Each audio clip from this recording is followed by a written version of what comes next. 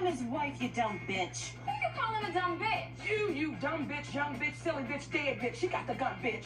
Lonnie, if you're gonna bring bitches in here, bring a smart bitch. So what are you gonna do? Here I lay all alone. Candles, they light the dark. Now I see all the tender love you're giving to me. Wow! What's happening, y'all? Don't judge my singing. Don't come for my singing. And yes, I was looking at the lyrics because I be forgetting what they say. Don't come for my singing. Just enjoy my singing and what I'm bringing. Alright? Now, I'm going to try to be upbeat because I'm going to keep it a buck with y'all. My December hasn't been going as planned, but I'm still pulling up, giving y'all an episode every Friday as I have committed to. And I want to appreciate everyone who has, I want to show appreciation to everyone who has recently subscribed. Like I said, if you could do me a favor, hit up a couple of your folks and, tell them to come on through. But y'all know, if you've been rocking with me since the beginning, I used to flash y'all the episodes that I've done. But since we have made it to episode 22, I want to say after like episode 10 or 11, I just stopped doing that because I knew eventually it was going to be too many episodes. Because I had faith in myself, and I have faith in myself. And I'm going to keep on rocking and bringing y'all these episodes. And like I said, today is episode 22. And, we jump straight into it, baby. And every time you see a laptop, a bucket hat, and a microphone, I'm coming on with the what? The movies. And movie crew, because I like that name. Movie crew. Hey, movie crew. I need to get a little theme song cracking. Movie crew. Hey, it's the movie crew. I'm gonna get a little theme song cracking sooner or later. But anyway, movie crew, how you do? What you doing? How you doing? What you doing? You watching me right now? I bet you are. Anyway. Y'all know how I go. I get caught up and get to making songs. But like I said, today is episode 22, and we are talking about no movie other than Almost Christmas. You know why? Because it's almost Christmas. So why not do a movie about almost Christmas when it's almost Christmas? Can you dig it? It's a Christmas movie too. And I'm gonna be honest with y'all, I've never seen this movie until I watched it for this podcast. I have never seen this movie. I've always seen like little clips about the movie. One of the most infamous clips, which you probably just seen the infamous clip not too long ago. But yeah, man, like I said, you see this laptop, this bucket hat, and this microphone, you know what's going on. You heard me? You know what's going on. You know what's going on. You know what's going on. Pow, pow. Anyway, once again, episode 22, Almost Christmas. This movie runs for about an hour, 57 minutes. Let's just call it 2 hours. Let's just call it 2 hours. I think it said an hour and 51 minutes, actually. It said an hour and 51 minutes, but we're going to call it 2 hours. The movie was released back in 2016, which was roughly 8 years ago. This movie's 8 years old, and I'm just now seeing it. So, I'm sorry. And we got a long character list, okay? When I say long, I mean long. There was over 66 credited people in the movie, but we're not going to go over all 66. Whoa there. Slow there. Hold up, swole up. But I am going to go over the primary cast, maybe a few special appearances / guest appearances. You'll figure out who's who based on the story and everything. But one of the songs that I opened up and was singing was I don't know how I just forgot that fast. Force MDS Tender Love. That was one of the songs that was in the movie. That's why I was singing it. Great song, lovely song, but it will make you cry low key. The melody. Man, we're not here to talk about the song. I'm sorry. We're here to talk about the movie. I get sidetracked. I apologize. But anyway, like I said, let's get down to it.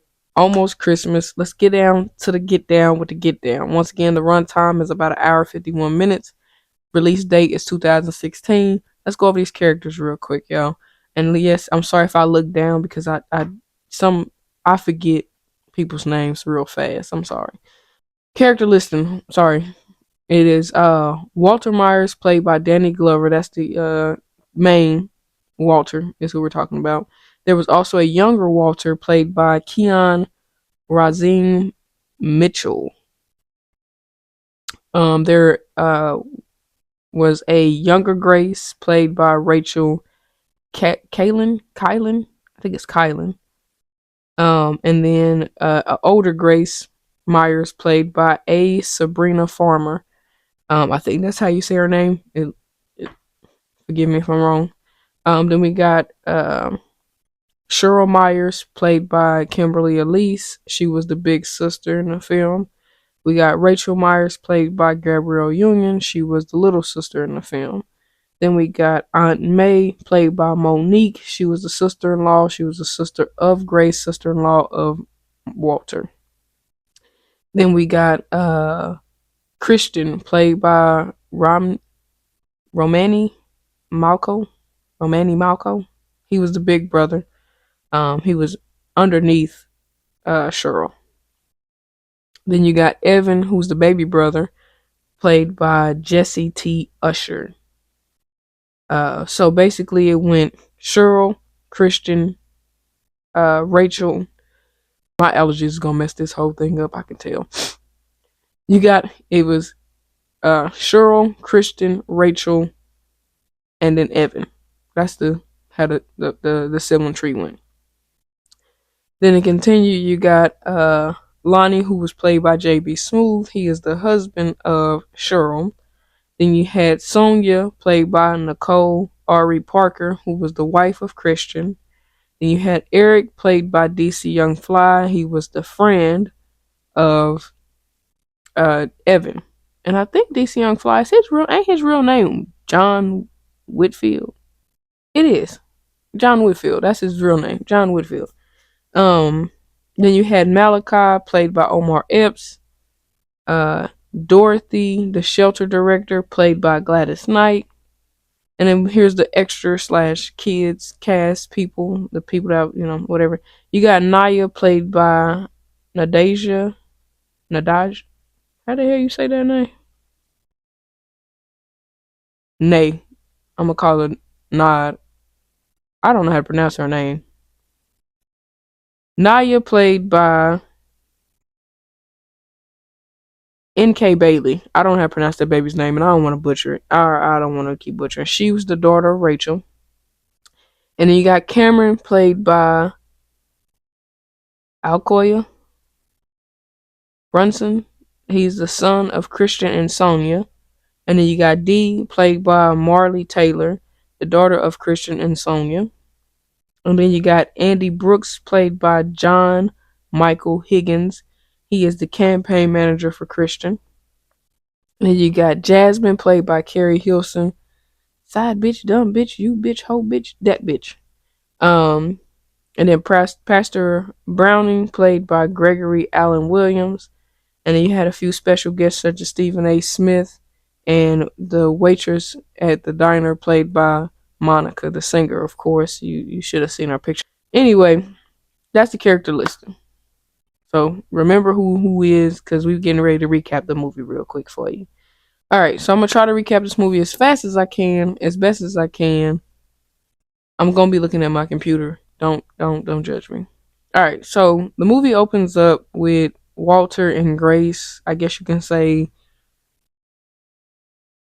commencing their relationship, their marriage, maybe. I don't know. I guess it was their marriage because we never seen them get married, so I'm assuming it was their marriage. Maybe is what it just opens up. The movie opens up with Walter and Grace, young Walter and young Grace, in the bed eating pie, and they start fooling around. But you don't see all that, and then it basically clips to the years the kids were born. I want to say the first one was born somewhere in the early 70s. The next one was born in 79. And then the next one was, they ended up having 4 kids in total. So once again, Cheryl was born first. Then it was Christian. Then it was Rachel. And then in like 96, Evan was born. That was the last one that was born, was Evan. He was the pre-menopause baby, if you will. Um, but yeah, so you get that little flash of the kids being born. Like I said, one was born in the early 70s, the other one was born in 79, the other one was born like 82, and then once again, Evan was born in like 96. I don't know, people have a tendency to want to wait 14 years to have another kid, but hey, who am I to judge? Anyway, so after you get to see a little montage of the family, it pans to Walter being at home, sitting at the edge of his bed in a black suit. Um, and from what it seems, and it flashes to 2015 as the last year you get to see Grace basically alive, because in 2016 she died. We don't know how she died, what she died from, why she died. When we don't know the exact date of when she died, but she dies. And um, you see Cheryl is this big time dentist making big bucks, running up the check. Rachel is a divorced, bitter woman that ain't got a lot going on for herself. She's struggling financially, mentally, and everything else underneath this capacity. Everything in her life that could turn wrong went wrong, basically, type of situation is going on with Rachel. Then you meet Christian. He's a politician out here in this world trying to become, I think, mayor. Yeah, I'm pretty sure it was mayor he was running for. Mayor or governor. One of them he was running for. But he was running. Okay, he's a politician. So he's politicking and politicking. And then you also get to see Evan, who Evan is a football player, and he's in college, you know, trying to secure that NFL dream, if you will. And then that's all them, right? They all, basically meeting up to come back home to celebrate Christmas with their daddy. Just, I guess you could say it's a family tradition, okay? And so once again, I'm gonna point out something. One of my subscribers, Mr. Bellamy Marlon, he brought up a good point in one of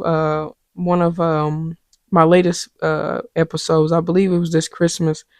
I had mentioned in this Christmas that it kind of was a watered down version of soul food, and he pointed out that a lot of our black films are, like a lot of them bite from soul food in so many ways. I'm not saying the Almost Christmas necessarily is biting off of soul food, but well, no, he said it's the blueprint. Let me get his words right. He said it's the blueprint for all the other black movies that, black families, holiday movies, and which is kind of sort of true.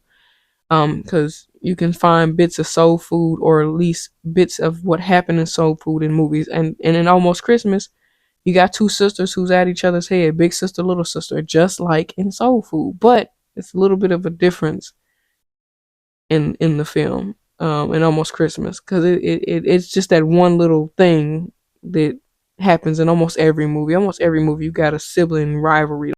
Cheryl and Lonnie are getting a rental to go back home, if you will. And Lonnie is Cheryl's husband. And Lonnie in there flirting with the rental lady. Instead of doing what he's supposed to, helping his wife with the bags, he just in there flirting, just not paying his wife no mind. Then he got these damn basketball cards from when he played basketball, from a hologram cards. I mean, cards back in the day, hologram cards or whatever. He got those and he passed them out to people. He gave one to the rental lady. I'm like, dude, she don't care. She don't care. Anyway, she ain't the rental chick ain't caring nothing about Lonnie, to be honest. She took the hologram card, but honestly, you could tell she really didn't get no damn. Um, After you've seen everybody trying to get themselves together to hurry up and get to their dad's house. Christian and Sonia are having this little marital disagreement because Christian's too busy worried about his campaign, and she's like, "Baby, when we go to your daddy's house, we're going for family time. Let that campaign shit go for a moment, please." And he like, "Yeah, yeah, yeah, yeah, yeah," lying, but he like, "Yeah, yeah, yeah, of course, yeah, whatever." while they're while everybody's piling in, their dad is at home, steadily trying to make this sweet potato pie. He's trying to make the sweet potato pie his wife used to make, and he's failing miserably. The shit ain't good. But he can't find the tin can that had their mama's recipes in it. He couldn't find it nowhere in the house. So he's trying to make it based off of taste memory, and he's failing miserably. Well, the first person who shows up to the house is Aunt May, which is this is how you meet Aunt May. Aunt May pulls up, shows her brother-in-law with some love, you know, the comic relief in the movie. That's what Aunt May is. Aunt May's the comic relief in the movie, but really the whole movie was comedy, low key. Low key, the whole movie was real life comedy, but Aunt May was definitely, yeah, she was like the aunt that I'm gonna say she's the aunt that I am. Like I'm the aunt that you go to for laughs, for love and seriousness, and then also to keep you on your toes and keep shit in order. That's what Aunt May is. She's that type of aunt, and everybody need an Aunt May. Everybody need an Aunt May.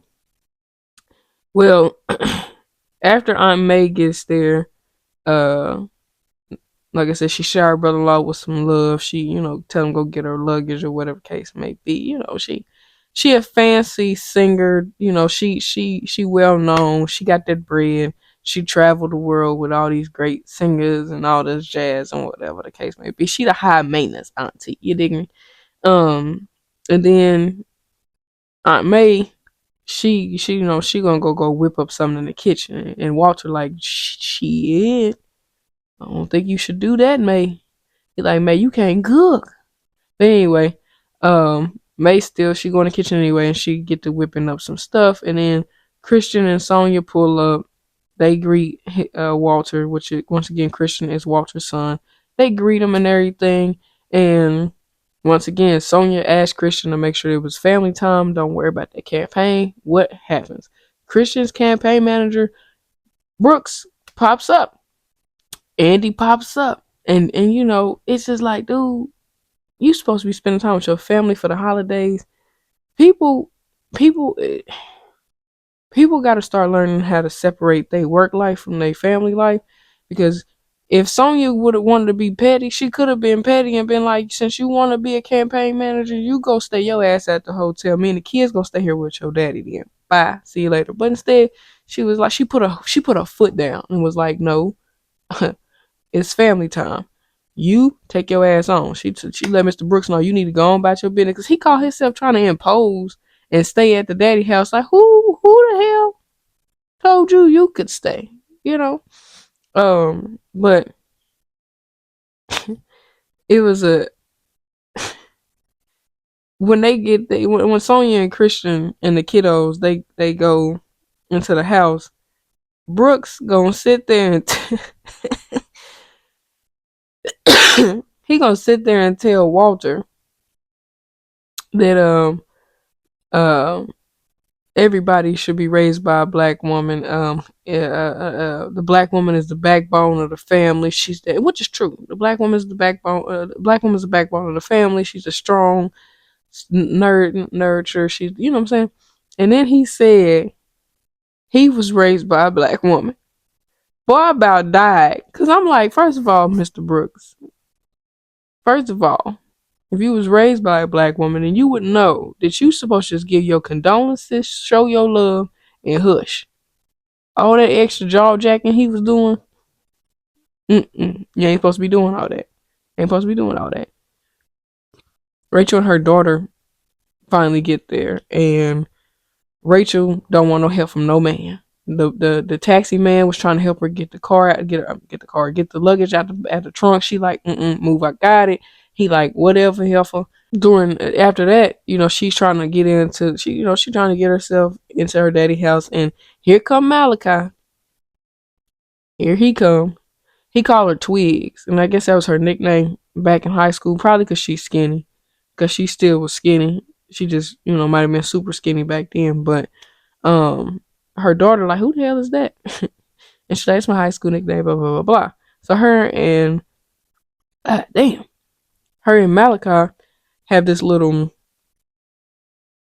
back and forth banter, if you will, with him trying to help her take her luggage in the house. And then her daughter, and which y'all might be seeing a little clip, her daughter is mouthing everything her mama would say to a man for them trying to help her with like her luggage and stuff. And it was hilarious if you ask me, because it's like, damn, that's when you know you say something way too much if your child know verbatim what you about to say. At that point, find something new to say. This is where we find out. I already told y'all, but this is where you find out that Rachel's divorced, and this is where Malachi also finds out that she divorced. And he caught himself trying to shoot his shot, and she was like, "Denied, denied," and he was like, "Oh, okay." Basically, she like, "Get out of my face, bye."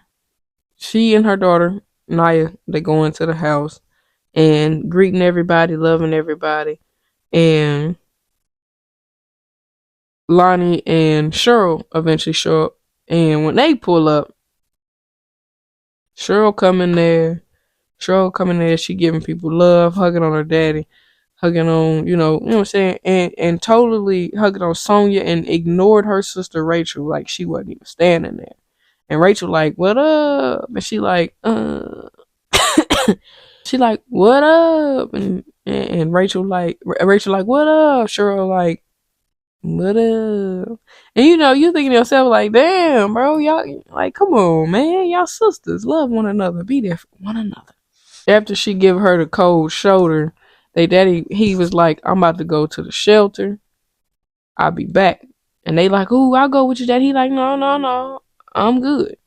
He walks off, goes, leaves or whatever, and everybody just disperse. Rachel go one way, Cheryl go another, Sonya go another, Lonnie go another. They all just disappear. Pew, out of there. When Walter gets to the shelter, though, because the shelter is where him and his wife used to go to help people, and at one point I believe Walter said that um, Sonya's parents might have been in the shelter. I could have sworn he said it at one point, but basically, um, he goes and he has like this little montage or this little memorance moment where he kind of remembers his wife, and he's in his happy place at that point because he can remember seeing her walking and doing stuff, and he gets this little moment of happiness. And this is where Dorothy pops up. She talking to Walter. She gives him this picture that she left there that she had framed, and she gives it to him, and what I'm saying, he takes it, goes home, and after that scene goes, and eventually it pans back to Aunt May. Remember I told y'all Aunt May went to go cook, right? So when Aunt May went to go cook, anyway, Aunt May went. She remember I told you earlier. Aunt May went to go cook. So when Aunt May got done cooking, she called the family in for them to come and eat. Um, and they all standing there. I believe Evan had came home by this time. They all standing there looking at this horrendous, disastrous spread that Maiden made. Her potato salad got frog legs sitting on top of it. She done made milk boba tea. The food just didn't look appealing, to say the least. And nobody want to eat that. And then Christian and Sonya petty asses gonna force Cameron to eat Aunt May's potato salad. They done made that baby go throw up. And everybody like, no thank you. Can't do it. Not gonna do it. So don't nobody eat her food. And I think at this point is when Evan came, and I forgot to jot down when Evan came home, but eventually Evan comes home, and they all going back and forth having this little banter with Aunt May about her cooking. She gets salty, and the food didn't look good. The food looked trifling as hell. Go watch the movie and you'll see it. You'll see why I said it looked trifling. That food, it into the eye from a distance, it looked like it might have been good, but when they did that close up on that food, I'm like, now they know they didn't have to do Aunt May like that. Aunt May could have been she could have been a thrower downer. They could have made it where she could throw down in that kitchen. They made it look she could throw up in that kitchen is what they made it look like. But they ended up going in the kitchen having like this little family moment where they're reminiscing on their mom's cooking, and everybody's getting along and having just this little moment. And then of course Cheryl and Rachel get to arguing. They get to arguing. Not Rachel, I'm sorry. Cheryl did throw a little shade at Rachel. She threw some shade. And that caused them to go back and forth, have a little argument, whatever the case may be. And at this point, they like Hirsch. They tired of hearing them argue. And everybody pretty much got to get ready, for church the next day. And then they had a little moment. I'm sorry, I'm stuttering. They had a little moment in the kitchen, and then eventually it just pans to the next day, basically. They supposed to be spending 5 days together. So from the 20th to the 25th, that's how long they're supposed to be with each other. All right, and their first day is at church on a Sunday, and uh, Evan is in his room. He's special. Evan's special. I know he's a baby, but he's special. He in his room accepting. You know how people were doing that? Oh, such and such got the award. Ah, crowd goes wild. Woo! He having that kind of moment in his room, like whatever. He's just special. But Evan is still popping pain pills because he had a shoulder injury and he messed his shoulder up, and he was taking painkillers for it, and now he's, in a way, you could say he's addicted to the painkillers because he's steadily popping the motherfuckers. Even though he don't need them no more, he's steadily popping them motherfuckers. Painkillers are very addictive. That's why a lot of times doctors are so reluctant to prescribe them to people unless they really, really, really, really need them, because they're addictive. Painkillers can become very addictive, and he basically becomes addicted to the painkillers. You can tell. But yeah, everybody goes to church. The pastor Browning, he, lets them know the family's there and sends his condolences and love. And this big heavy set lady that was sitting in front of Mr. Walter pats his hand, and Evan he looking at her. He like, bitch, you better get your hand off my goddamn daddy. The hell, he is not for sale. But they had a little church moment. But then everybody goes home, and in the movie, the kids asked about the little Santa that their grandpa usually put on the roof, the talking Santa, the moving, whatever. And he was telling me, it didn't work, and blah, blah, blah. And Lonnie offered to try to fix it. So they got the Santa on the roof, and Lonnie up there, he's supposed to be going to go try to fix it. And they like, man, just wait. Well, Sonia and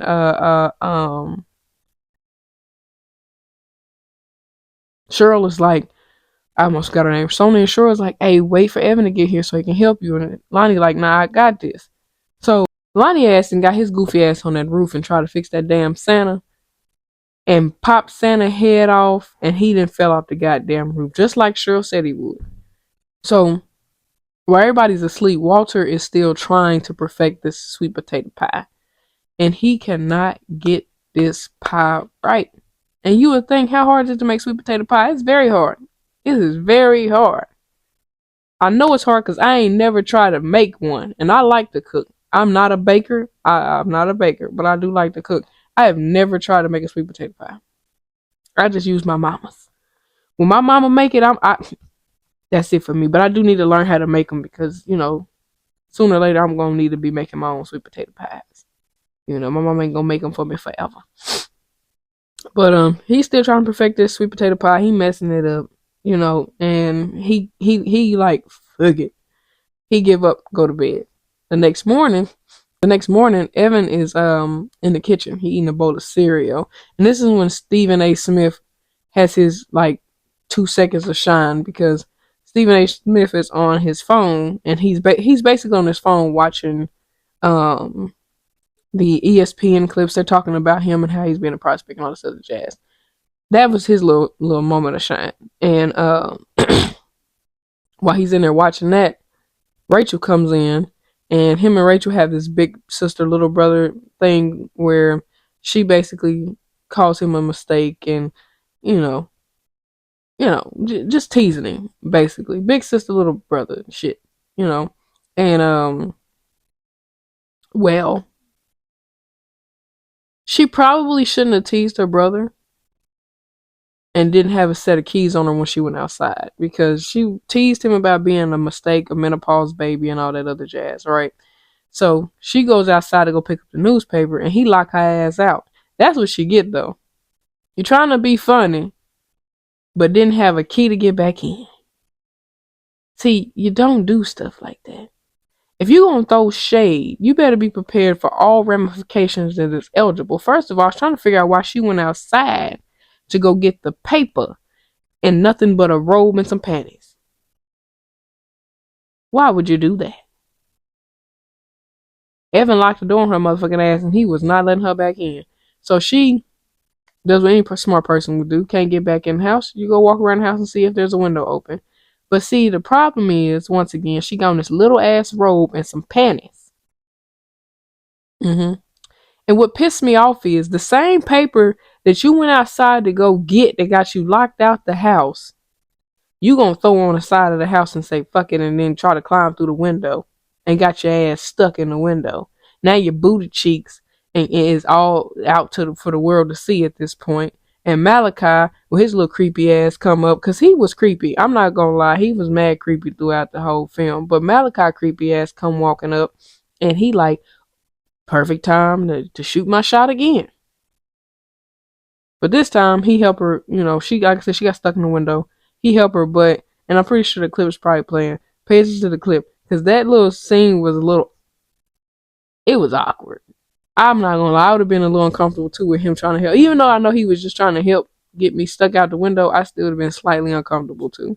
But he ended up helping her getting stuck out the window or whatever. And after that, I think she went to go take a nap, maybe. She needed to. Everybody needed to take a nap after that. But, she ends up getting dressed and all the ladies end up going into the kitchen, right? And, you got Aunt May, Cheryl, Rachel, and then the little girls, Dee, Naya, and Sonia also. I almost forgot about Sonia. Sonia, they're all in the kitchen. All the ladies in the kitchen. They having another reminiscent moment about cooking and, family or whatever the case may be. And then they start having a little groove time moment in the kitchen, if you will. The ladies start having a little groove time. The little girls play some music.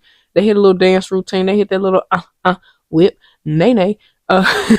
They're turning up. And then at that point, that's when the old school start kicking in. I think Cheryl, I don't remember, she played This Is How We Do. I forget what song she played. But she started playing a song. Her and Rachel do their little dance routine, and then Aunt May, because she like I said, Aunt May classy. Aunt May come through with it. She like, hold on, y'all gonna play that, but let's get this going. And she get to playing Let It Whip. Now, if you don't know that song, Let It Whip, I'm not going to say you're too young or you're too old or you just don't know. Let It Whip is by Daz Band. And if you don't know who that is, go look it up. I can't play the song on here without getting copyrighted. So I'm just not going to play it. I can try to sing y'all a little bit of the song if you want, but I got to put it in my headphones so I don't get no trouble. Because I don't have time to be getting in trouble. Hey, I ain't gonna lie, y'all. This song slap. Hold on, wait. I'm about to sing a couple bars for y'all. Hold on. Check this out. Wanna see you whip it? Sure can treat you right. Giving me just a minute of your time tonight. We both are here to have good fun, so let it whip. I know you're into grooving, love your body language, baby, let me know. You've got me sorta anxious, but we both are here to have some fun, so let it whip. So let it whip. We have the natural feeling, obviously relieving. Anyway, because I listen, I get too caught up in that song now. We both are here to have big fun, so let it whip. That's my jam. Anyway, so the ladies is in the kitchen having a good old time. Like I said, I May got the blasting that Let It Whip, and then the whole family come in there and they get to dance and they get to having a good family time. But I ain't gonna lie, if you ain't never heard Dad's Band Let It Whip, please go listen to that song. If you in a bad mood, turn that song on and it'll turn you into a good mood. I promise you, baby. If you sad and crying, turn on Let It Whip. It'll whip away them tears. If you mad at your baby daddy or baby mama, turn on Let It Whip. And you might want to whip their ass after the song go off, but you still gonna let it whip. If you mad at your granny, turn on Let It Whip. Oh, no, you might not want to turn Let It Whip if you mad at granny because it might make you think about granny. If you just don't, listen, if you ain't never heard that song, please go listen to it. But back to the movie at hand. Um, the family gets a tree and they bring the tree into the house. And of course, naturally, all of them would have originally helped decorate the tree. But the only thing that's different about this year is their mother's missing. So some of them come with excuses as to why they don't want to help and stick around and decorate the tree. Evan's excuse was he was gonna go hang out with Eric, and Christian's excuse is he's gotta go to town square, and he ends up taking the kids with him, Cameron, and Naya. He ends up taking them with him to town square to go see Santa. The only ones who really stayed behind, of course, was Walter, Sonia, Cheryl, Aunt May, Lonnie, and Rachel. They all ended up staying behind, but basically the rest of them fools. Evan, like I said, goes hang out with Eric. And Eric, once again, is played by DC Young Fly. This is when you meet Eric. And they go eat at a diner.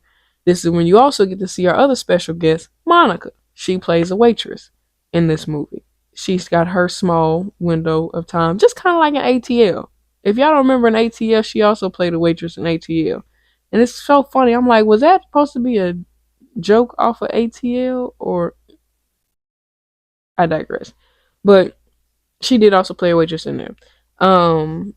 Like I said, Lonnie didn't leave; he stayed there. But Cheryl ended up sending Lonnie to the grocery store, and when he went to the grocery store to go pick up ingredients that they asked him to pick up, he ends up running into Jasmine, and Jasmine remembers him from basketball. She gets talking to him about his stats and all this other jazz, and he becomes smitten by the young lady. He ended up, finding intriguement in her. And, it's just stupid. But they end up taking a couple pictures together and swapping digits, if you will. Then Rachel is out for a jog. She's out there getting her fitness on. And Malachi sees her and he jogging alongside of her. He's steadily trying to flirt with her. Okay, now Malachi and Rachel, they went to high school together, right? So he knows her. It's not like he doesn't know her, but he's steadily trying to shoot his shot, and she steadily keep rejecting every time. And instead of him just being like, all right, he still kept trying. But she was like, I'm trying to jog in peace, leave me alone. And what he could have did was he could have just jogged in silence with her. He could have just jogged. They could have just jogged in silence. He didn't have to say nothing, but he kept on talking and it pissed her off. And he thought it would be funny to get back at her and let her know a cicada was in her hair, and her ass in there panicking and freaking out about a damn cicada in her hair. He like, peace out, see you later, right? Eric and Evan still, out eating. Evan asked Eric to get him some more painkillers. He ain't supposed to have no more. I guess the prescription he last had that ran out was the last he's supposed to have, and he then asked Eric to get him some more painkillers. Eric like, cool, I can get them for you, whatever. Rachel and her daughter and Naya end up having like this mother-daughter heart-to-heart situation, and Naya basically tells her mama like, bro, you keep pushing every man away. No wonder why you can't find no happiness, sugar. Like, you too pretty to be so ugly towards everybody. Like, you gonna have to, if you want love, you gonna have to let love in, basically. And it's crazy for your child to tell you that. Naya real life was dropping gems on her mama, low key. She real life was dropping gems on her mama. Because I was thinking the same thing. Like, how do you expect to find a man and settle down again and be happy again if every man that come your way, you instantly think they're gonna be just like your ex-husband? Like, that's not how that works. But anyway, her daughter, one of the gems her daughter dropped on her in so many ways. She said a lot of shit, but in so many ways she basically was telling her mama, ain't nothing wrong with letting a man be a man. Now for your child to tell you that is killer. But she was telling her like sometimes you gotta do little things to make them feel like you need them or want them, you know, so you don't have to feel uh um how does she put it? Basically, like her mama gets upset when men try to do things for her. So she's like, well, if you let them think that you want them to do it for you, versus them thinking that they got to do it for you, it's maybe it make you feel different, basically. But the family ends up having like this little family football game where they playing football. Everybody out there roughing each other up a little bit, but things take a big turn when Lonnie trips uh, Evan, but he trips him in a point of where Evan could have got hurt. And now him and Evan are going back and forth. They shoving each other and getting ready to fight and all this other jazz. Now the only thing that stood out about the football game to me was, why did Eric have on shoulder pads? He was in a full football outfit. Shoulder pads, the bottoms. Nobody else had on that shit. Just him. And I'm like, why has he got that on? I was thinking to myself, what do you think, he too skinny? He don't want to get the wind knocked out of him? Anyway, so while Evan and Lonnie are arguing and shoving each other, they break it up. They separate it. Now Malachi is there. So it's Malachi, Cheryl, Evan, Eric, Christian. I think Sonia was playing. It was, they always, the whole family, everybody was at the house. The whole family was there. Aunt May, Walter. No, actually Sonia wasn't playing, but Aunt May, Sonia, and Walter was sitting on the sidelines watching everybody play. And Cheryl and gets mad because Rachel goes off on Lonnie and basically tells Lonnie like our brother has a career he's trying to go after and you can hurt him and ruin his football career and blah blah blah blah blah. And she basically downplays Lonnie's basketball career, and Rachel and not Rachel, I'm sorry, but Cheryl, she go below the belt on her own sister. She throws some salt in her sister's face. She hits her back with the his career went further than your career went, like some below the belt type shit towards her own sister. And I'm like, that's kind of fucked up. Well, after that, the whole family dispersed again. Everybody go their separate ways, and Lonnie sneaky ass goes back to the grocery store, and he runs into Jasmine again. And this time they have grown people time at the grocery store, trifling. Well, that same grocery store Rachel went to. Now, granted, Rachel got in there after Lonnie left to go get ice cream and Oreos. I guess that's her depressed meal. When she's sad and depressed, that's what she goes to get. Well, she goes into the grocery store and gets that, and ironically, Jasmine's checking her out. Not like that. Not that didn't come out right. Jasmine's ringing up her groceries, her ice cream, and her Oreos, and Jasmine recognizes Rachel. Rachel don't recognize her, but Jasmine recognizes Rachel, and they talking, and Jasmine lets Rachel know, like, you went to school with my big sister, blah blah blah, and she shows Rachel. Jasmine shows Rachel the picture of her and Lonnie, and because Jasmine, I mean not Jasmine, because Jasmine don't know that Lonnie is Cheryl's husband. She don't even know that Lonnie is Rachel's brother-in-law. She don't know none of that, but Rachel do. And because Rachel was trying to be funny and in a way hurt her sister, at the same time bring truth to the light about Lonnie's affair, she invites Jasmine to their family dinner. Like a dumbass. And Jasmine like, cool, I'll pull up. But like I said, Jasmine showed Rachel pictures of her and Lonnie, so she know Lonnie know her. So, Well, I don't know why you'd invite the heifer to the dinner. Like, why would you want to ruin your family dinner with that? You can invite her to an after party. You can invite her over maybe the next day before everybody left. But you invited her over for Christmas dinner. Christmas dinner. After that little low blow situation, um, Walter is sitting in a little park, if you will, by himself, looking at this sale of contract. Now, it doesn't say exactly what's being sold, but you know that Walter is selling something because it says, seller Walter Myers, and we don't know exactly what he's selling. Rachel ends up going back to the home, and we eventually find out Rachel was coming home. I'm sorry, Rachel was coming home, and Malachi stops her, and he's talking to her like, "Yo, why you so angry with me? Like, what's your problem? What's your deal?"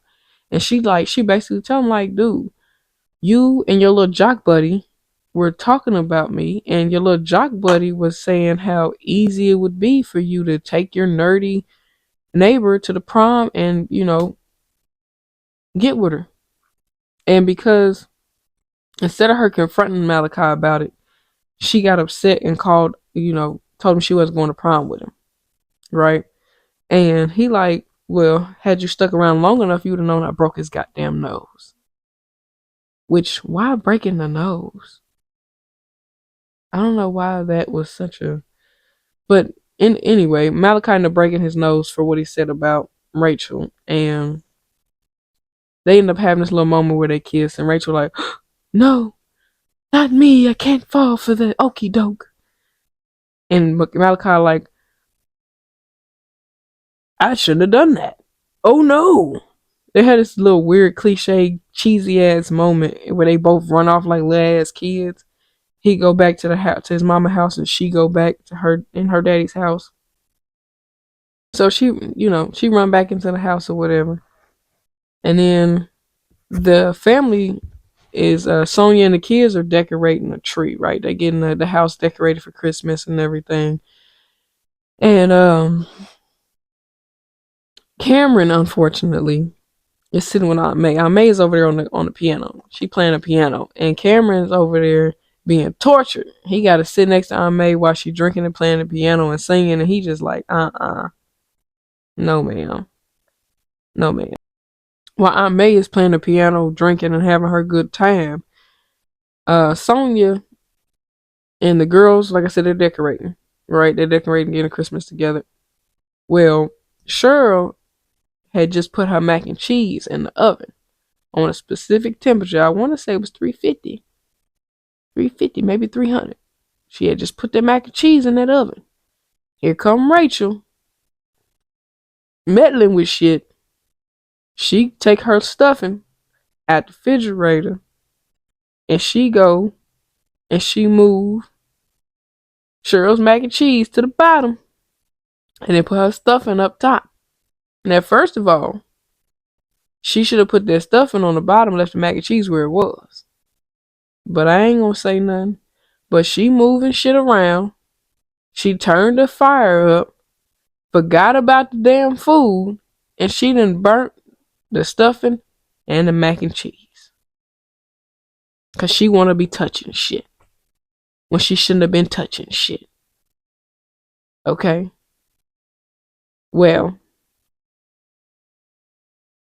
before they found out the mac and cheese got burnt up, Walter gets the newspaper and finds out that his son, Christian, is backing the rezoning of the community, which would destroy the shelter that his mother and father, Walter and Grace, do work for and help at. And they get into this little father-son tit for tat about the shit. And Walter ain't having that shit. He tell Christian, listen, now me and your mama then went to this shelter. We didn't help these people out, and you sitting here talking about some these people can figure it out. Who? These motherfuckers is not motherfuckers, I'm sorry. But these people are homeless, don't got nowhere to go. And if you come through and tear up their shit, tear up the place that they can lay their head at and feel safe at, where they gonna go? Where they gonna go? And Christian like, if I was Walter, I would have kicked Christian's ass. Because you already knew where that was going. See, this goes to show that people be so quick to want to be in politics and want to be a politician that they don't realize the risks that come with being it. And sometimes those risks are needed, and some of them aren't. Some of them aren't. Well, as I already told y'all, Rachel done burned the mac and cheese and the goddamn stuffing, and she got the nerve to try to blame Cheryl like it was Cheryl's fucking fault. How's it my fault you went behind me, turned up the oven, put your shit in the oven? First of all, you shouldn't even had put your goddamn stuffing in the oven with the mac and cheese. You should have waited for the mac and cheese to get done. Or how about you should have put your shit in the oven first? I digress. When the burning takes place, Lonnie goofy ass come running in the kitchen with a fire extinguisher. He done sprayed Aunt May down with the fire extinguisher, and she ended up, everybody in there arguing or whatever the case may be. And then Aunt May ended up taking the extinguisher and spraying Lonnie ass back with it. And now them two arguing. But she took me out when she said, "It's my Shaka Khan." The outfit did remind me of Shaka Khan, no cap. The curly red wig and the all black outfit with the glitter. Yeah, that shit remind me of Shaka Khan for sure. Cheryl and Rachel end up cleaning up the mess in the kitchen. And they get everything cleaned up, and now they're both wanting to re-prepare their stuffing and mac and cheese. And they get to arguing, snatching shit at the cabinet. Oh no, I need this, I need that, I need this, I need that. And the tin can that they were looking for, that had all their mama's recipes in it, they eventually find it. And they start going through the recipes. And in the beginning of the movie, Cheryl had drawn on the beef stew recipe, and she put a lady on it. And that was the last one that she gave to her mama. And as they're going through the recipes, they find it, and Rachel looks at it first, and then she gives it to Cheryl, and Cheryl gets emotional, and she leaves out. And at that point, Rachel realized that what she did with Jasmine was wrong. So she tried to call Jasmine and tell Jasmine don't show up. Like, I made a mistake inviting you, don't show up, right? She couldn't get a hold to her, so she had to leave her a voicemail. And their father is in the garage. He's looking at something. He's mad at everybody because the way everybody's acting. He got on his kids and he was like, "Yo, y'all behaving like some fucking motherless children. Like y'all ain't acting right." And it hurt his feelings. It pissed him off. So he goes and separates himself from the family. He's in his garage, and his granddaughter Dee um walks up and asks him, "Can you forgive us? We sorry, blah, blah, blah. I'm cute and I'm young. You gonna forgive us, right?" And he like, "Yeah, of course, whatever." And he ends up telling Dee like he can't perfect the sweet potato pie. He don't know what he gonna do. Can't get it. And Dee told him that all you gotta do is smile. Put a little smile in the recipe. That's what Grandma used to do when she made it. Put a little smile in it. And he like, "Damn, okay, baby girl, cool." So Evan, with his little young ass, he goes to go take his dad an early Christmas gift. And when he did such a thing, he goes and just barges into his mom and daddy's room. Well, like I said, daddy was downstairs in the garage. So Evan, he looking around the room and he's seeing pictures. He's having a heartfelt moment. And his little nosy ass goes to put the gift on the bed, and he sees the papers, the contract to sell papers. And he takes them, and he got a little attitude, if you will. And they end up having Christmas dinner at the table. They all down there sitting together. Okay. You got Walter at the head of the table. And then the rest of the family, they lined out. Okay. You got Evan, Cheryl, Lonnie, and I forget who's next to them, to be honest with you. I think it might have been the kids. And then you got Rachel, I think Aunt May and Eric, and then Christian and all of them. They on that side, okay? just remember the seating for it's kind of important but not important. While they sitting there at the table, Evan and Walter are sitting right next to each other. Evan got a little attitude because he know that his daddy is selling. Spoiler alert: the daddy's selling the house, right?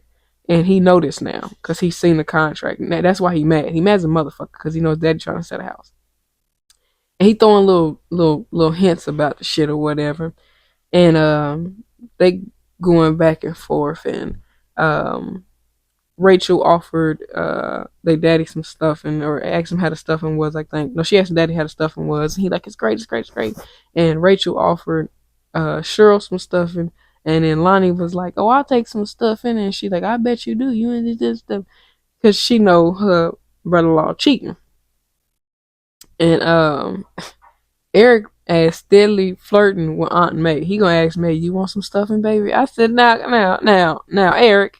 I almost called him DC. Now, Eric, I'm way too old for you, baby. He was trying to get him a bit of that cougar cat.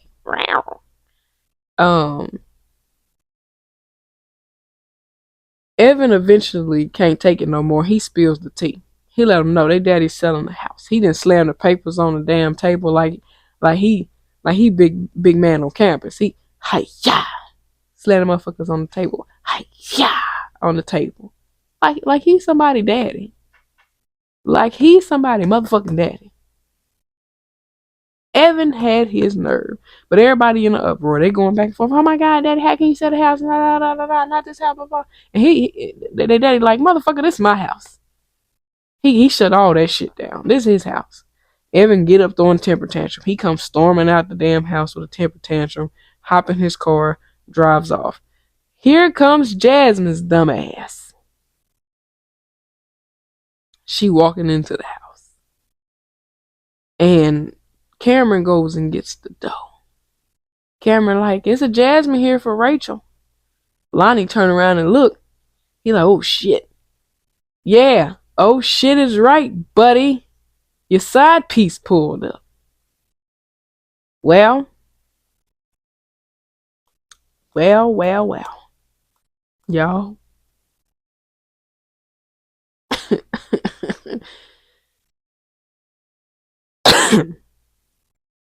Lonnie had told Jasmine that he couldn't spend Christmas with her because he had to take care of his grandma Cheryl.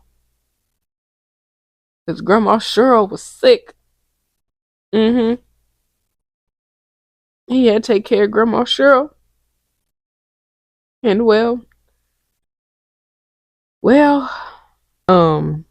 Lonnie finds out that Rachel is the reason why Jasmine's there and why she's there. Because he find out that she knew that he cheated on Cheryl with Jasmine. And he like, bitch, you better get me out of this. And she like, sorry, player. Well, long story short, Cheryl finds out that Lonnie was cheating with Jasmine. And Cheryl went to go get Grandma Cheryl. And Cheryl came out with Grandma Cheryl. And she ain't shoot the nigga. But she sure put a motherfucker out and everybody skedaddled. I mean, the motherfuckers ran like roaches. Okay. They ran like roaches. She pulled that shotgun out. They was like, oh shit. Scatter, scatter, scatter. Lonnie ass, he running. She got the shotgun pointed at Lonnie ass. And he like, wait a minute, hold on. Let me talk to you. And Jasmine running her mouth. And Cheryl like, I'm his wife, you dumb bitch. And hold on, I'ma just play it. Hopefully they don't cut this clip out. I hope they don't. But I'ma just play it real quick. Hold on. You dumb bitch. You dumb bitch, young bitch, silly bitch, dead bitch. She got the gun, bitch. Lonnie, if you gonna bring bitches in here, bring a smart bitch. Now Aunt May, I can't really repeat it the same way Aunt May did, but y'all heard what Aunt May said to Jasmine. And Cheryl ends up chasing Lonnie out the house with the shotgun, and she shoot above his head. She don't shoot the nigga. She shoot at him, but she don't shoot him. And well, that's the end of that little drama. But while all that drama's going on, Evan's crybaby ass was popping them pain pills, and he getting got high off them pain pills and crashed his damn car. Now he at the hospital. Cameron come out. Something's wrong with Uncle Evan. I hate when people get dramatic, because that was just a dramatic ass, toddler ass move. You a grown ass man. You tell him you can't. You tell him you can't sit there and have a conversation with your daddy about why he want to sell his house. It's his fucking house. You shouldn't have to discuss why he want to sell his house to none of y'all. I don't give a damn that y'all grew up in that house. Y'all don't gotta live there. That house big as shit. You want your daddy to stay in that big ass house all by himself. Your mama ain't there no more. That's selfish. Fucking selfish. Well, they end up going to the hospital for Evan. Find out Evan's fine. He gonna be, got a couple bruises. He gonna be scratched up and banged up and whatever case may be. And Rachel and Cheryl have the sister to sister, heart to heart conversation. And Rachel like, yeah, I'm jealous of you, sis. Whatever. We all knew that already. And Cheryl like, you know, in so many ways, she was jealous of her own sister too, because they both wanted each other's roles, if that makes sense. Like, they didn't understand the pressure of each person's role, and they was envious of each other because of different reasons. Cheryl was envious of Rachel because she didn't have so much. She felt like Rachel didn't have all that pressure on her back to be the big sister, to be perfect and do this, that, and the third. And then Rachel was envious of Cheryl because she felt like Cheryl had it all together and Cheryl had it all, and Cheryl got to do this, Cheryl got to do that. And, they envied each other for stupid reasons, if you ask me. And Cheryl still throwing shade though, because she was like, you can help me with my divorce if you go get that law degree, because that's what Rachel was supposed to do. She's supposed to be getting a law degree. And when she got married, it seemed like to me that when she got married, she just let her career fall to the wayside. Just didn't go after her career anymore. So Cheryl was throwing shade at her for that or whatever. Well, Walter has a heart to heart with Evan. Evan breaks down and he in there crying because he like, shit, mama ain't gonna be here for nothing. Me making it to the NFL, me having kids, me getting married. She just ain't gonna be here for nothing no more. And I guess you could say he had a little guilt because he felt like in her final hours, final day, if you will, he wasn't there for his mama, and that's why he carries so much emotion, and that's part of the reason why he's mad at his daddy for wanting to sell the house, because that's the last bit of connection he has to his mama is the house. That's why he got so upset. But if you ask me, it still was a petty ass, childish ass temper tantrum to throw over your daddy want to sell a house that none of y'all live in. It's just him. But I digress. Christian, he ends up having a meeting with the people who wanted to um, sponsor his campaign, but he realizes he can't go through with the idea of being a part of tearing up his community, and he makes the right decision and goes and stand by his daddy's side and helps out the homeless shelter or whatever the case may be. As Rachel is packing up her clothes to put them back in a suitcase to go back home, she finds a check that Cheryl left behind for her. It was about 20 racks for her to go back to school and finish her. While she's looking at that, Malachi corny tail self is outside playing. I want to say he was playing. Was he playing Troop first? I think he was playing Troop first. Or no, he was playing Tender Love first. The song I was singing to y'all earlier. He was singing. That's what he was playing first. He was playing that first. Then he started playing Troop. Well, the CD that he had playing was playing Troop. All I do is think of you day and night. That's all I do. Yeah, he got to playing that for her. Yeah, dig me. And they get to relive their prom night that she didn't get to experience because of her petty ass throwing a temper tantrum. It seems like this whole family be throwing temper tantrums. It's just a bunch of temper tantrum ass family members. They just be throwing temper tantrums and shit. Well, Walter and Aunt May, after they had a little prime moment, Walter and Aunt May are having a heart to heart, and Aunt May pretty much tells him like, he's a very, in so many ways, he's a special man, and he was able to give her sister all the love and happy fairy tales that she needed and wanted, and she pretty much thanked him for that, and you know in so many ways she was just letting them know like everybody gets to have their happy ever after, the happy ending, and she was telling him, you gave my sister that, and for that she would always love him basically. And uh Walter had made a sweet potato pie, but because of all the chaos that happened, nobody got to try the pie. And I made like, let's try that shit and see what it's hitting for.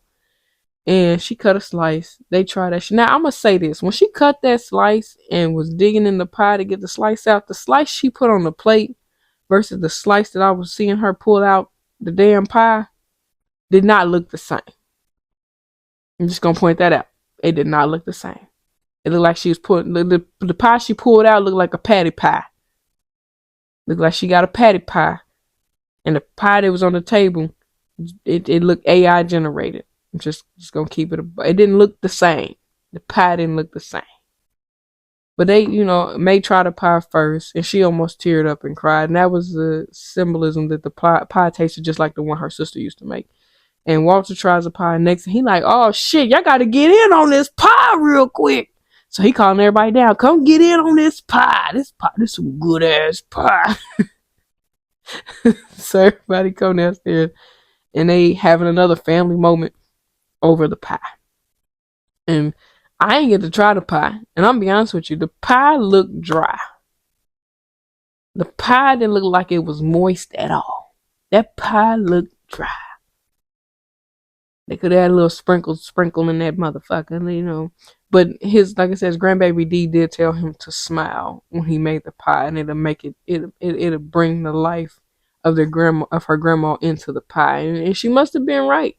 I mean, but true shit though, you can't cook and frown at the same damn time. Like, you can't be doing that. If you frowning while you cooking, that shit gonna be trifling. It's gonna be bitter, salty. It just ain't gonna be it. So you got to put a little smile, put a little love in your heart, put a little love in that food. Back, put a little love in it. Just a little bit. Just a little bit. Honestly, there's not a lot of notes for this episode, as I kind of gave y'all my opinion throughout the episode anyway. But one thing that was mentioned in the movie was that Walter owned 6 mechanic shops. So Walter got that bread. Walter got that bread. You heard me? So him selling the house was definitely not a financial gain. It was more of a emotional connection issue. Like, he didn't want to keep the home because his wife wasn't there anymore, and he just felt like he didn't need to hold on to that anymore because there was nothing left for him there. It's how he felt. His kids are grown, gone out of the house. His wife has passed, so it's just him in that house all by himself. And I get it. Nobody wants to stay in a home where their loved one once was with them and they're no longer there. So I kind of get why Walter wanted to sell the house. I get it. Evan was doing way too much when he found out his daddy was trying to sell the house. Honestly, if I was Walter, I'd have put my foot in Evan's ass. Cause you ain't gonna disrespect me. You my son. You ain't gonna disrespect me and get to acting no goddamn plum fool and up in arms because I want to sell my house because I don't want to be alone in here anymore. Like, that shit's ornery. How you mad at me? Because I don't want to be in here by myself. It ain't like ain't like none of them coming back to live with their daddy. They all grown and off living their life. And you want to throw a temper tantrum over some shit like that. Instead of consoling your daddy and showing your daddy love, you wanna throw a bitch fit. Now, with Cheryl and Rachel, I'm getting tired. I'm getting tired of seeing these sisters being envious of each other. And maybe because I have a sister. And I'm not envious of my sister whatsoever. Uh, I've never understood being envious, and it may be because my mama raised us not to be that way. But I never understood being envious of your siblings. Your siblings, for fuck's sake. You came from either the same mama and daddy, or the same mama, or the same. Well, if you came from the same daddy, let me break this down real quick. If you got the same daddy, different mamas, I can see why your connection might not be that strong. Because you weren't raised in the same home. Typically, when y'all got different mammies. Now, when you raised by the same mammy, ain't no goddamn reason you should be envious of each other. And it's even worse when you got the same mammy and pappy and raised in a 2-parent household and you still envious of each other. Why? I'm tired of seeing that shenanigans. So if you one of them mother suckers that's envious of one of your siblings, cut that shit out right goddamn now. Love each other. God damn it. Shit hell. I digress. That just bothered me when I realized that a lot of the films I watch when there's siblings involved, there's always that envious moment between siblings. Should be trash. In movies, we got to do better. Let's have movies where the siblings love each other and they act like siblings. You know, maybe argue here and there, but all that hating each other and being envious of each other and not talking to each other for years, that shit trash. That shit trash. That shit trash. Anyway, another thing. People got to learn how to stop choosing their career over their family, by the way. You know, because that's one thing about the movie that irritated me about Christian's ass. His wife specifically said, let's have family time. And this motherfucker was still worried about his campaign and still campaigning and being a politician while he's supposed to be spending time with his family. You had 5 days to just spend with your family. And you couldn't do 5 days of just spending time with your family. You just had to go be a politician and politic. And just for you to realize that shit ain't, that them motherfuckers don't care about you. It's all about what they can get out of you. Come on now. Come on now. And Evan, his character needed to grow the fuck up. Real talk. He needed to grow up. Losing your parent is hard. It's hard. Losing anybody is hard. But to flat out disrespect their father like that because of a decision his father made, not taking in consideration of how their daddy's feelings were and how he felt. And then on top of that, like he said, he getting too old for this shit. They daddy old. They had him in their 50s. That meant he was 70 something. God damn it.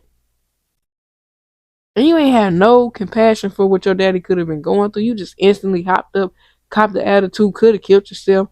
All kind of crazy shit. God damn it. Who else do I need to rag on? Lonnie, you too damn ugly to be cheating on Cheryl. But you know what? It be the ugly ones. It be the ugly ones.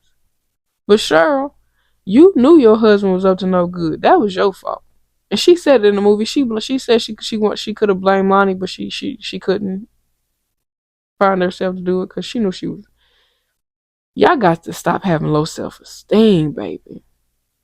Pick up yourself and your esteem. Self-esteem and pick them up. Okay? When y'all watch some of these movies, if it ain't taught you nothing, learn to have some self-esteem. Love yourself. It'll keep you from falling in these bad dungeon traps that everybody keep falling into. Love yourself. Okay? And once again, Walter, you should have put your foot in they ass. All of them. You should have checked Cheryl and Rachel and put that shit, you should nip that shit in the bud. And Christian, well, you can't, nah, You did get in Christian's ass. Never mind. You got in Christian's ass. You did. You told him where he could put it and where it ain't gonna shine. Evan, you took it light on him because he had that car wreck, but you should have got off of his motherfucking ass. He shouldn't even been able to get, when he got up from that table and snatched away from Cheryl like that, you should have snatched and yanking his motherfucking ass. I don't care about you being old. You should have snatched his ass up and you should have made him sit his ass down. But instead, you was like, I'm too old for this shit. Nah, I'd have yanked his ass up. And who else was in there? Aunt May. Aunt May was doing the thug. I can't even say nothing about Aunt May because Aunt May was getting in their ass the whole movie. Aunt May was in their ass, so can't say nothing. Aunt May was in there getting them,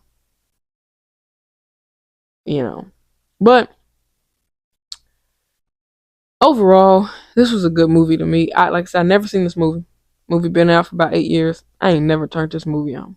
I ain't never seen it until I watched it for the podcast. And I low key would go back and rewatch that movie. It's actually a good movie. It really is. It's a good movie. I would rewatch it. Hands down. But yeah, no, it's a good movie. I know I haven't been rating these movies in a while. I give it an 8 out of 10. I would definitely recommend to watch this movie. I will rewatch this movie. It's a good movie. It was a good movie. It was worth the watch. Even the corny, cheesy moments in the movie, it was worth the watch. It really was.